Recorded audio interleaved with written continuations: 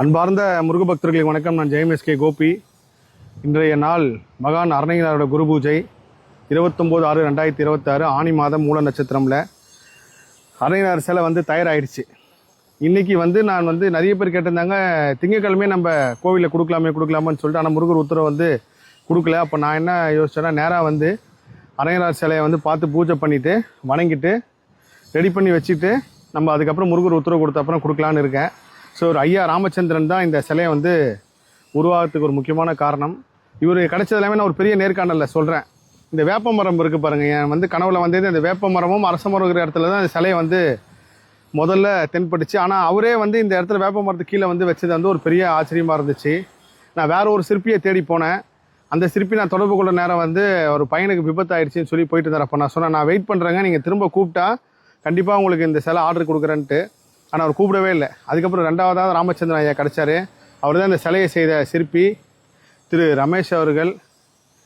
100 சிலையில் முதல் சிலையை செஞ்சுருக்கோம். அதுக்கப்புறம் என் மனசில் என்ன தோணுச்சுன்னா, இவர்கிட்டயே நம்ம கொடுத்துருவோம் எல்லா சிலையுமே அப்படின்னு சொல்லி முருகர்கிட்ட எழுதி உத்தரவு கேட்குறப்போ இவர்கிட்டயே கொடுங்கன்னு வந்துச்சு. அடுத்து 20 சிலை நான் ஆர்டர் கொடுக்க போகிறேன்.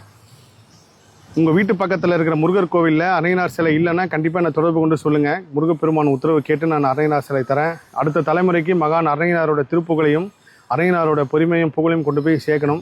முருகர் வேறு அருணகிரிநாதர் வேறு கிடையாது. அதுவே என்னோட முருகர் ஆராய்ச்சி நான் உணர்ந்த விஷயம்.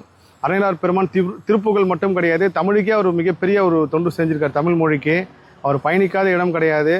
அப்பேற்பட்ட ஒரு பெரிய மகான் அவர். இன்றைக்கி அவரோட குரு பூஜையில் இப்படி ஒரு சிலையும் உருவாக்கி முருகப்பெருமான் எனக்கு இந்த பாக்கியத்தை கொடுத்துருக்காரு, எல்லா கோவிலையும் போய் சேர்க்கணுன்ற ஒரு கடமையை கொடுத்துருக்கான்றப்போ அது பெரிய கொடுப்பனை தான் சொல்லுவேன். இது ஆரம்பித்தது கிருபானந்த வாரியார் சுவாமிகள். அவர் தான் எல்லா கோவில்களையும் அருணகிரிநாதர் பெருமான் சிலை வைக்கணும் அப்படின்னு சொல்லி கொண்டு வந்தார். முருகர், அதுவும் குறிப்பாக முருகர் கோவிலில் இன்றைக்கி வடப்பள்ளி கோவிலில் இருக்கிற கிருபானந்த வாரியார் அவர் கையால் தான் அருணகிரிநாதர் சிலையை அங்கே பிரதிஷ்டை பண்ணி அந்த சன்னதியை உருவாக்கப்பட்டது. அந்த கல்வெட்டு இப்பவும் இருக்குது. அது மாதிரி பல இடத்துல வச்சுருக்காரு. ஐயா அவர்கள் விட்ட பணியை நம்ம தொடர்வோம். தெய்வ குழந்தைங்களுக்கு உதவி செய்கிற பாக்கியம் எப்படி முருகப்பெருமான் கொடுத்தாரோ அதேமாதிரி என்னோட முருகர் ஆராய்ச்சியில் காசியில் தான் இந்த உத்தரவு எனக்கு கிடச்சிது. அதுக்கப்புறம் கிட்டத்தட்ட இவ்வளோ நாள் கழித்து அருணகிரிநாதர் குரு பூஜையிலே இப்படி தொடங்குறேன்னு சொல்லி நான் நினச்சி கூட பார்க்கல. எல்லாமே முருகர் அற்புதம், அதிசயம். நன்றிங்க ஐயா, நன்றிங்க ஐயா. அவர் இந்த சிலையை நான் போட்டதுக்கப்புறம் நிறைய பேர் அவரை தொடர்பு கொண்டு இந்த சிலையை கொடுங்கன்னு கேட்டிருக்காங்க. அவர் இதே மாதிரி வேணா செஞ்சு தரேன், ஆனால் இந்த சிலை அவருக்கு தான் அப்படின்னு சொல்கிறாரு. ரொம்ப நன்றிங்க, நன்றிங்க. எல்லா புகழும் முருகனுக்கே. நன்றி.